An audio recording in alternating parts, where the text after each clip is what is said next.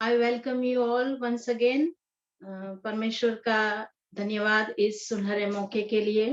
Saint James church का धन्यवाद, हमारे विकास का धन्यवाद और हमारे सारे लीडर्स का धन्यवाद जिन्होंने मुझे ये अपॉर्चुनिटी मेरे साथ शेयर की है।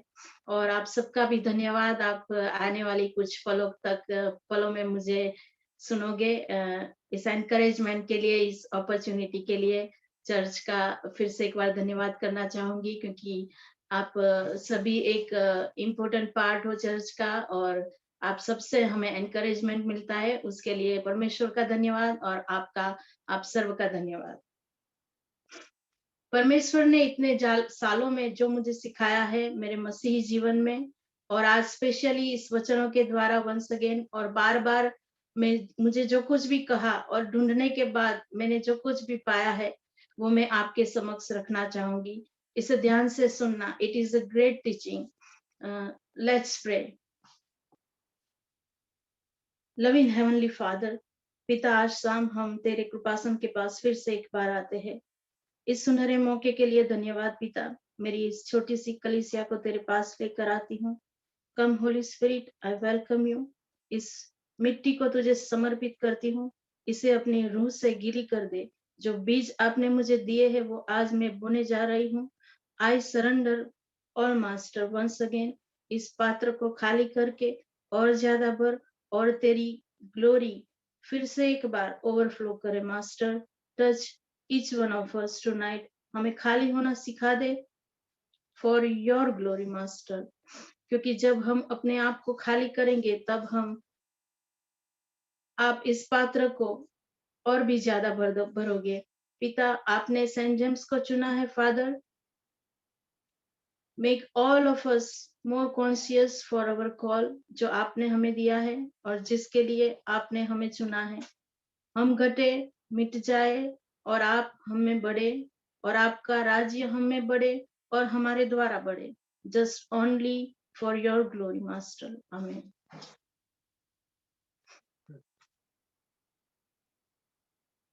जो आज का सब्जेक्ट है, मैंने मार्क 8:31 to 38 जो वर्सेस हमने पढ़े उसमें से चुना है।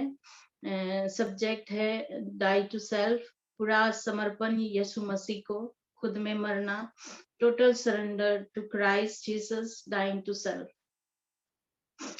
मसीही जीवन समर्पण का जीवन है, टोटल कमिटमेंट और टोटल सरेंडर का जीवन है। यदि ये जीवन संपूर्ण समर्पण और संपूर्ण कमिटमेंट वाला नहीं है तो वो मसीही जीवन नहीं है। सिर्फ एक ही मसीही जीवन है। मसीही जीवन ये एक ऐसा जीवन है, यहाँ पे पूरा कमिटमेंट और पूरा समर्पण और पूरी अधीनता है परमेश्वर के प्रति। यदि यहाँ पे टोटल सरेंडर, टोटल ओबीडियंस नहीं है तो वो मसीही जीवन नहीं है। और यह यीशु ने कहा है और ये खुदा के द्वारा बोला गया है। समग्र पृथ्वी और स्वर्ग के जो हाईएस्ट अथॉरिटी है उसने ये शब्द कहे हैं, ये वचन बोला है। और यहाँ मार्क 8:34 to 37 में यीशु ने अपने शिष्यों के अतिरिक्त अन्य लोगों को भी अपने पास बुलाकर कहा, जो मेरा अनुसरण करना चाहता है वो आत्मत्याग करे और अपना क्रूस उठाकर मेरे पीछे हो ले। क्योंकि जो अपना प्राण सुरक्षित रखना चाहता है वह उसे खो देगा, और जो मेरे तथा मेरे शुभ समाचार के कारण अपना प्राण खो देता है वह उसे सुरक्षित रखेगा। मनुष्य को इससे क्या लाभ यदि वह सारा संसार तो प्राप्त कर ले लेकिन अपना प्राण ही गवा दे। अपने प्राण के बदले मनुष्य दे ही क्या सकता है। यीशु ने अपने चेले से कहा, जो मेरा अनुसरण करना चाहता है वह आत्मत्याग करे और अपना क्रूस उठाकर मेरे पीछे चले। द मास्टर, जो हमारा गुरु है, जिस राब्बी की हम सेवा करते हैं, वो संपूर्ण आत्मसमर्पण चाहता है। जब आप इस मुकाम पर, इस जगह पर एक बार आते हो जहां पर आप उसे अधीन हो सकते हो, जो कोई मेरा शिष्य बनना चाहे वो अपने आप को नकारे। यदि जो कोई मेरे पीछे चलना चाहे तो वो अपने आप को नकारे, अपना क्रूस उठाए। पुराने नियम ओल्ड टेस्टामेंट से एक थोड़ा सा छोटा सा जो इंसिडेंट्स है वो यहाँ पे लेना चाहूंगी। फर्स्ट राजा 20:1 to 4 में ये मैं पढ़ना चाहूंगी। सीरिया देश के राजा बेनहदद ने अपनी समस्त सेना एकत्र की। उसके साथ 32 राजा, घोड़े और रथ थे। बेनहदद ने सामरी नगर पर आक्रमण कर दिया। उसने उसको घेर लिया और युद्ध छेड़ दिया। बेनहदद ने इस्राएल प्रदेश के राजा अहाब के पास नगर में दूतों को भेजा। बेनहदद यूं कहता था, तुम्हारा सोना चांदी मेरा है। हाँ, तुम अपनी स्त्रियों और बच्चों को अपने पास रख सकते हो। इस्राएल प्रदेश के राजा ने उत्तर दिया, महाराज मेरे स्वामी, जैसे आपकी इच्छा। मैं आपका हूँ और जो कुछ भी मेरे पास है वह भी आपका है। यहाँ पे अहाब नाम का जो राजा है, अपने दुश्मन राज्य का जो राजा सीरिया से है, उनको कहता है, महाराज मेरे स्वामी, जैसे आपकी इच्छा। मैं आपका हूँ और मेरे पास जो कुछ भी है, मेरा जो कुछ भी है वह भी आपका है। क्योंकि सीरिया का जो राजा है वो उनसे स्ट्रांग है। उन्होंने यह वर्ष उन्हें कहे, क्योंकि सीरिया का जो राजा है वो 32 और राजाओं को उनके सैन्य और उनके विरुद्ध में लड़ने के लिए लेकर आए थे। 32 राजाएं, उनके पास कोई भी विकल्प नहीं था अलावा कि जो कुछ भी मेरा है वो आपका है। हमारा स्वर्गीय पिता कभी भी हमारे पास आकर ये नहीं कहता है कि आपकी चांदी मेरी है, आपका सोना मेरा है और बेहतर ये होगा कि आप मुझे अपना जीवन दे दे। वो आपको कभी भी उन 32 राजाओं को साथ लेकर नहीं आता आपके पास, और आपको कभी भी वो धमकी नहीं देता जब तक आप नहीं मानते वो क्या कहता है। राजा बेन्हदद कहता है, यू डू इट और यू डाई। आप अपना जीवन मुझे दे दो, नहीं तो आप मरोगे। हमारा आशीर्वादित प्रभु हमें कभी भी नहीं डराएगा। हमारा आशीर्वादित प्रभु आपको कभी भी धमकियां नहीं देगा जैसे कि आप कीजिए, वरना वो हमें पसंदगी देता है। अहाब के पास पसंदगी नहीं थी। बेनहदद ने कहा, तू मुझे जीवन और अपना सब कुछ दे दे, वरना मैं तेरा सर्वनाश करूंगा। हमारा जो स्वर्गीय पिता है वो हमें कभी भी धमकी नहीं देता है। यदि राजा अहाब ने दुश्मन राजा से यह कह सकता है, तो हमें अपने स्वर्गीय पिता को क्या कुछ ज्यादा नहीं कहना चाहिए। और मेरा जो कुछ भी है वो आपका है। यदि ये शब्द हम दुआ में कहते हैं और पूरे मन से ये कहते हैं, तो हमारी जिंदगी वो बदल देगा और सारे शैतान और उसकी ताकत को आपके पास से वो दूर कर देगा। यदि आप ये दुआ कर सकते हो, ये दुआ बोल सकते हो अपने प्रभु से, जो अहाब ने कहा बेनहदद से, मैं और मेरा जो कुछ भी है वो आपका है प्रभु। यदि आप ये कहते हैं और आपकी जिंदगी में हम इस मुकाम पर आते हैं और हम रियली एक्ट में, कार्य में कहते हैं, यह हमारी जिंदगी को बदल देता है।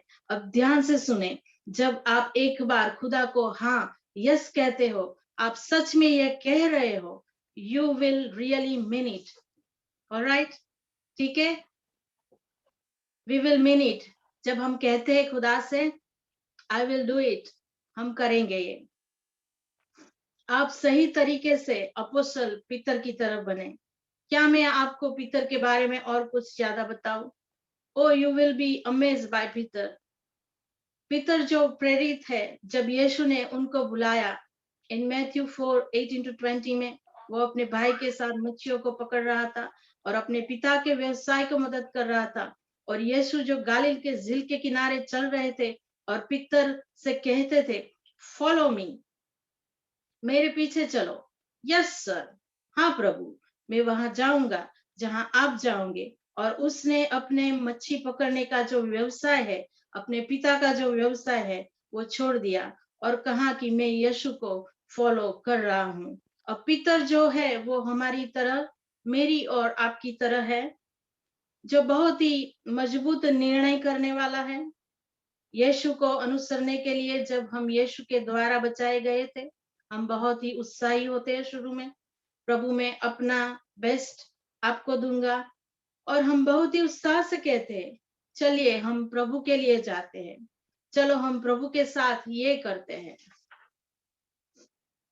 और हम में जो कुछ भी होता है वो कहता है कि let's go for God and let's do it Jesus. Let's do it. Peter भी बिल्कुल ऐसा था। प्रेरित पीतर किसी भी मसीही की तरह उसने भी अपनी मसीही जिंदगी एक महान विश्वास और आत्मविश्वास, जो एक प्रामाणिक विश्वास है, उसके साथ शुरू की थी। उसने निर्णय लिया था कि वो एक महान मसीही बनेगा और आगे जाकर वो पाता है कि मसीही जीवन असंभव है। अब आप ध्यान से सुने। ये पीतर वही है जो कहता है मैं तुम्हें अनुसरूंगा। ये पीतर वही है जो कहता है मैं तुम्हारे साथ चलूंगा पानी ऊपर। ये पीतर वही है जो कहता है कि वो वो यीशु है। वो प्रभु को डांटता है। मार्क 8:33 में लिखा है, किंतु यीशु ने मुड़कर अपने शिष्यों की ओर देखा और पतरस को डांटते हुए कहा, मेरे सामने से हट जा शैतान। तुम परमेश्वर की बातें नहीं बल्कि मनुष्य की बातें भांति सोचते हो। पीतर नहीं चाहता था कि प्रभु यीशु क्रॉस पर जाए। प्रेरित पीतर समझ नहीं रहा था। कुछ बहुत ही महत्वपूर्ण बात के अभाव में वो था, जिसके अभाव में आज बहुत से मसीही लोग हैं। Please listen to me carefully. Youngsters, ये खास आप लोगों के लिए है, क्योंकि आप अभी परमेश्वर में बढ़ रहे हैं और जब आप बढ़ रहे हैं बहुत ही ध्यान से इसे सुनना। It is a really great and wonderful teaching. जैसे कि मैंने आगे कहा, पीतर ने यीशु को डांटा। पीतर ने ये कहा कि आप क्रॉस पर नहीं जाओगे। और फिर यीशु और शिष्य और पीतर को ये कहते हैं कि जो कोई मेरे पीछे चले वो खुद को नकारे और अपना क्रूस उठाए और मेरे पीछे चले। पीतर जीसस ने कहा कि हाँ यीशु, मैं तेरे पीछे चलूंगा। पीतर जिसने कहा कि मैं पानी पर तेरे साथ चलूंगा। पीतर जो कहता था कि वो मसीहा है, वो प्रभु को डांटता है। प्रभु उनसे कहते हैं कि पीतर, यदि जो तू मेरा शिष्य बनना चाहता है तो तुम्हें अपना क्रॉस उठाकर मेरे पीछे चलना होगा। अब यहाँ हम यह सोचते हैं कि पीतर ने यह सुना होगा और पीतर वो करेगा जो यीशु ने कहा। नहीं, पीतर समझ नहीं रहा था जो प्रभु ने उसे कहा था। प्रेरित पीतर जो हम में से कुछ लोग हैं उसकी तरह कहता है मार्क 14:29-31 में कि मुझे यदि मरना भी क्यों ना पड़े प्रभु, आपके साथ मैं मरूंगा। और लूक 22:33 में पीतर कहते हैं कि प्रभु मैं आपको कभी नहीं नकारूंगा। मैं आपके साथ प्रिजन में जाऊंगा और मरने के लिए। मार्क 14 और लूक 22 जहां पर वचन में हमें स्पष्ट रीति से बताया गया है कि पीतर एक निर्णय लेने वाला इंसान था। मैं तुम्हें कभी भी नहीं नकारूंगा। मैं तुम्हारे साथ बंदी गृह में भी जाऊंगा और मैं तुम्हारे लिए मरने के लिए भी तैयार हूं। परंतु ये वही इंसान जब सुनता है जो प्रभु कहते हैं, आप अपने आप को नकारना होगा और मेरे पीछे चलने के लिए खुद को नकारिए और मेरे पीछे चलो। अब आप यहाँ पर पीतर की तरह हो। हम सभी पीतर की तरह है।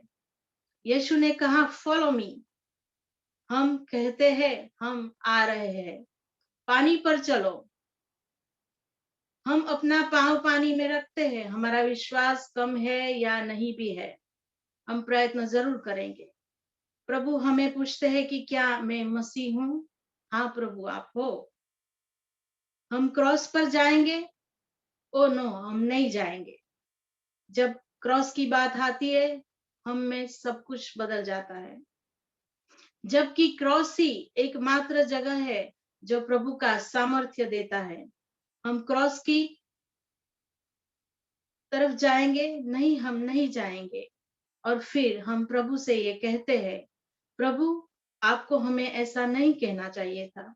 और यहाँ पर प्रभु हमें यह मैसेज दे रहे हैं कि आपको अपनी आत्मा का खुद का नकार करना पड़ेगा और क्रूस को उठाना पड़ेगा और मेरे पीछे चलना पड़ेगा।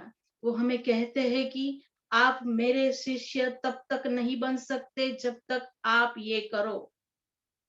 और फिर हम पता नहीं कहाँ से ये बिना सोचे ही कह देते हैं कि मैं तुम्हारे लिए मरूंगा प्रभु, मैं तुम्हें कभी भी नहीं नकारूंगा यीशु। मैं आपके लिए बंदी गृह में भी जाऊंगा, लेकिन जब वक्त आता है तब मैं इस इंसान को नहीं जानूंगा। तो जब हम हमारी मसीही जिंदगी भीतर की तरह शुरू करते हैं, हम उत्साही उनकी तरह उत्साह से भरे हुए होते हैं, निर्धार करने वाले, आत्मविश्वासी, स्वनिर्भर होते हैं। हम क्रॉस की तरफ जाएंगे? नो, जबकि हम ये जानते हैं कि क्रॉस ही वो जगह है जहां पर हम समर्पण कर सकते हैं। मैं जानती हूँ कि आप सभी, स्पेशली यंगस्टर्स, ये बात ध्यान से सुने, क्योंकि जो मैं अब बताने जाने वाली हूँ वो आपकी डेस्टिनी, नियति को बदल देगा। क्या आप तैयार हो? यदि आप तैयार हो तो अपना हाथ उठाए और कहे, हाँ प्रभु, मैं तैयार हूँ सुनने के लिए। And receive it in Jesus name. अब ध्यान से सुने। प्रभु जानता है कि हम में बहुत से लोग ने उनकी सेवा करने का प्रयत्न किया है, बहुत से लोगों ने अपना आत्मसमर्पण करने की कोशिश भी की है, और हम लाचारी पूर्वक असफल रहे हैं। और जब हम असफल होते हैं तो हमारे पास कहने के लिए कुछ भी नहीं होता, क्योंकि हम उस रहस्य को नहीं जानते। समर्पण का जो अभाव है वो परमेश्वर को रुकावट में रखता है, उन आशीषों के लिए जो आपकी समझ से भी बाहर है, जो आपकी अभिलाषाओं से भी परे है। बाइबल में हमें, रोमन्स में हमें यह कहता है कि हम सिर्फ उनकी आत्मा के द्वारा जीत सकते हैं। पवित्र शास्त्र 1 कुरिन्थिय अध्याय 2 में लिखा है कि उसको किसी ने भी कभी नहीं देखा, किसी ने सुना नहीं, और न कोई उसकी कल्पना ही कर पाया। परमेश्वर उनके लिए वो करेगा, जो यह सभी मसीही लोग रात देख रहे हैं। उनकी समझ से भी आगे। इन्हें सिर्फ इतना ही करना है जो यीशु ने कहा, आगे अपने आप को नकारे। एफेसियंस 3:20 में लिखा है, जिसका सामर्थ्य हम में क्रियाशील है और वे सब कार्य संपन्न कर सकता है जो हमारी प्रार्थना और कल्पना से अत्यधिक परे है। 21 उसकी महिमा कलीसिया में और यीशु मसीह में पीढ़ी दर पीढ़ी, युगों युगों तक होती रहे। आमीन। जब हम इस परिस्थिति को मिलते हैं, और एक ऐसी परिस्थिति जो परमेश्वर के आशीषों की है, ये सभी हमारे आत्मसमर्पण पर निर्भर है। अब यहाँ पर परमेश्वर आपको अपनी स्ट्रेंथ के अनुसार सरेंडर करने को नहीं कहता है। सुनिए कृपा करके, मैं जो कह रही हूँ, स्पेशली यंगस्टर्स, आप सुनिए। परमेश्वर आपको अपनी खुद की इच्छा शक्ति से समर्पण करने को नहीं कहता है, क्योंकि पीतर यहाँ पर एक अच्छा एग्जाम्पल है। मेरे पीछे चलो, हाँ मैं चलूंगा। पानी के ऊपर चलो, हाँ मैं चलूंगा। क्या मैं परमेश्वर हूँ? हाँ आप हो। चलो क्रॉस की तरफ। नहीं, हम नहीं जाएंगे। समर्पण जो है वह क्रॉस के ऊपर है। जब परमेश्वर इस सब्जेक्ट को ऊपर लाते हैं, तब पितर उन्हें डांटता है और कहता है, हम वहां नहीं जाएंगे। हाँ, यही बात आपके जीवन में आशीर्वादों को आने से रोकती है। यदि कोई मेरे पीछे आना चाहे, उसने कहा मेरे पीछे चलो, पर जो कोई मेरे पीछे चलेगा उसे अपना क्रूस उठाकर मेरे पीछे चलना होगा। यहाँ पर परमेश्वर आपको यह निर्णय आपकी ताकत के अनुसार लेने के लिए नहीं कहते हैं। इनफैक्ट बहुत से लोग जो निष्फल गए हैं, मिजरेबली और बुरे तरीके से उसकी गुलामी में, तब से है। आप यह आपकी खुद की इच्छा से नहीं कर सकते हैं, खुद के प्रयत्न से नहीं कर सकते हैं, अपने आत्मविश्वास के साथ नहीं कर सकते हैं। प्रेरित पॉल एक लेसन सीखते हैं जहां पे वो लिखते हैं रोमन्स 7:18 में, मैं जानता हूं कि मुझ में अर्थात मेरे शारीरिक स्वभाव में मसीहा का निवास नहीं है, क्योंकि अच्छे कार्य करने की इच्छा तो मुझ में विद्यमान है, किंतु उन्हें कार्यान्वित करने की शक्ति मुझ में नहीं है। पॉल उनके जीवन में एक ऐसे मुकाम पर आते हैं जहां पर वो कहते हैं कि how to perform, I just don't know. आप जानते हैं क्यों? बिकॉज वह आपकी इच्छा नहीं, क्योंकि इच्छा है, परंतु उसे कैसे कार्य में लाते हैं वो मुझे नहीं पता है। वाई? क्योंकि रोमन 7:18 कहता है कि मेरे देह में कुछ भी अच्छा नहीं रहता है। परमेश्वर हमारी तरफ देखता है और कहता है आपके शरीर में कुछ भी अच्छा नहीं है। मैं अस्वीकार करता हूँ वो सब कुछ जो आप मुझे ऑफर करते हो। जो देह देता है वो मुझे नहीं चाहिए। यदि शरीर कहता है कि मैं दूंगा, परमेश्वर कहते हैं मुझे नहीं चाहिए। यदि देह कहता है कि मैं आपके पीछे चलूंगा, परमेश्वर कहता है कि मुझे वो नहीं चाहिए। यदि देह कहता है कि मैं आपके लिए आप अपनी जान भी दे दूंगा, यीशु वो कहता है कि वो मुझे नहीं चाहिए। यदि देह कहता है कि मैं आपके लिए बंदी गृह में भी जाऊंगा, आपके साथ ही यीशु, क्योंकि यही पीतर ने भी कहा था, और जब उसने यह कहा था तो वो देह में था, और जो देह से कहा था वो सारी बातें जो उसने यीशु को कही वो देह से कही थी। परमेश्वर कहता है कि मुझे नहीं चाहिए। जानते हो क्यों? क्योंकि जो देह चाहता है वो अस्वीकृत है। ये आपकी काबिलियत नहीं है, क्षमता नहीं है, ये आपकी दुआएं नहीं है। It's not how loud you pray we pray, the flesh is rejected. हमारे शरीरों में कुछ भी अच्छा नहीं है। पॉल इस मुकाम पर पहुंचते हैं रोमन 7:24 में, कितना अभागा मनुष्य हूं मैं, इस मृत्यु के अधीन रहने वाले शरीर से मुझे कौन मुक्त करेगा? क्योंकि उन्होंने जितने भी प्रयत्न किए वो असफल रहे। Young people please listen carefully. यदि आप प्रयत्न करोगे तो आप गवाओगे। आप मसीही जीवन जीने का ट्राई नहीं कर सकते हो। यह ऐसे कार्य नहीं करेगा। आगे जाकर आपको मसीही जीवन असंभव जीवन लगेगा। आप अपने आप से कहेंगे मैं प्रार्थनावादी इंसान बनूंगा, और आप सफल नहीं होते हो। मैं एक महान बाइबल टीचर बनूंगा, और शायद आप प्रथम पेज भी समझ ना पाए जो आप पढ़ रहे हो। मैं खोए हुए और भटके हुए को वापस लाऊंगा, पर आप असफल रहते हैं।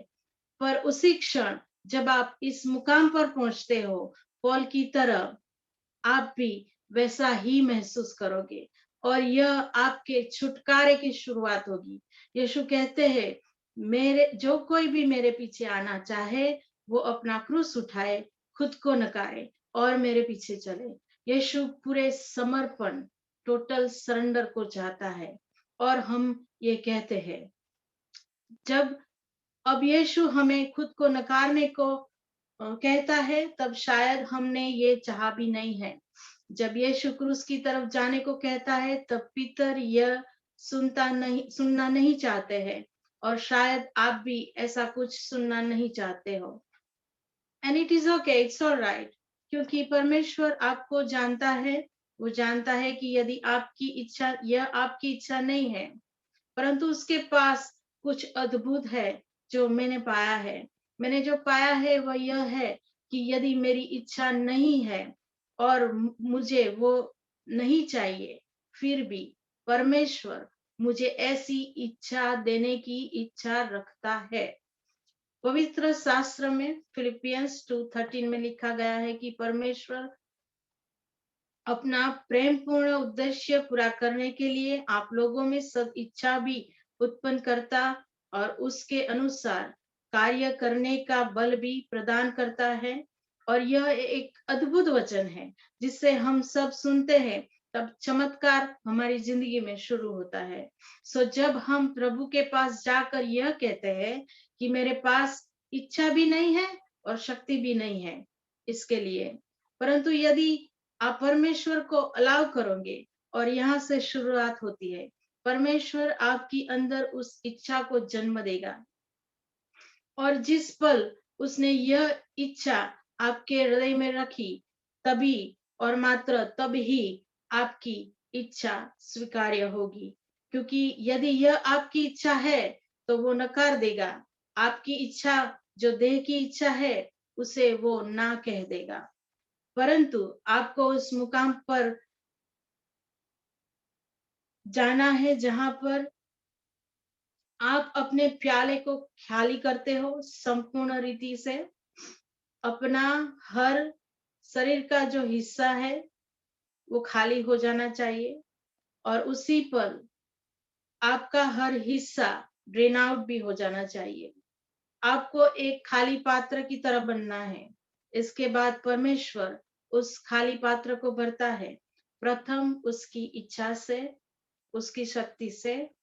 वो आपको इच्छा रखने की इच्छा देगा।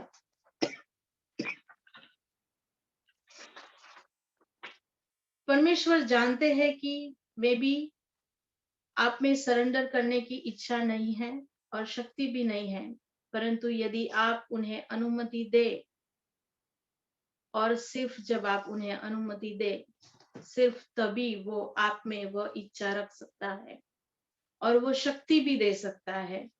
और आप में से कुछ ऐसा बन सकता है जो आप खुद नहीं कर सकते हो।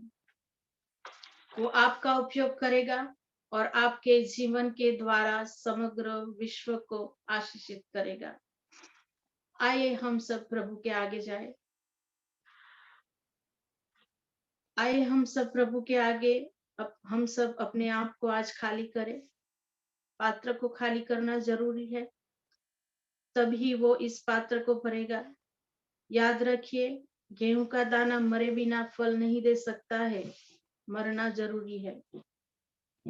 आप अपने हाथों को ऊंचा कर सकते हैं। यीशु, आप इन लोगों को आज रात देख रहे हैं। वो आज रात आपके पास भूखे आए हैं, जो आपको चाहते हैं, सिर्फ आपको चाहते हैं। परंतु प्रभु, आज रात में दुआ करती हूँ, हम सभी आपको सरेंडर करते हैं और अपना सब कुछ आपको देते हैं। हम कुछ भी अपना पीछे नहीं रखते हैं। यदि इनकी इच्छा आपको सरेंडर करने की नहीं है, तो प्रभु आप उन्हें वो इच्छा दीजिए। यदि उनके पास वो शक्ति नहीं है, तो प्रभु वो शक्ति आप उनको दीजिए, जो उन्हें वो बनाए जो वो खुद अपने आप को नहीं बना सकते। जीसस मास्टर, इनके साथ, हम सबके साथ वो करिए जो आपने पीतर के साथ किया, जो आपने पौल के साथ किया, जो आपने सारे प्रेरितों के साथ किया। हम में से कोई भी स्वर्ग में निष्फल आना नहीं चाहेगा। हम सभी स्वर्ग में आप में सफल होकर पहुंचना चाहते हैं। In Jesus' name we pray and receive. Amen. Amen. Amen.